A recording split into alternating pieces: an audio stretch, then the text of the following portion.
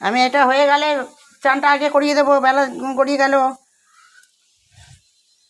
দেখতে থাকুন বন্ধুরা। তেল চাপিয়েছি, এদিকে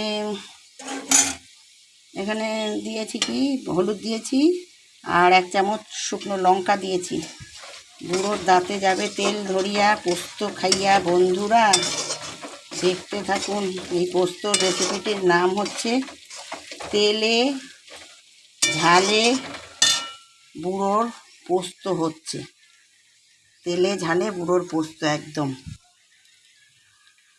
শিলটা পাততে হইবে, জানেন বন্ধুরা, মানে কি কমু আপনাগো, এই শিল ছাড়া না হয় না। তাও অনেকখানি করে থাকে, বুঝলে না বন্ধুরা। এই মিক্সিতে এইদিকে করা যাইতেছে পুইগা বন্ধুরা তেলের। ও মাগো, কোন দিক সাইগা কোন দিক যামু।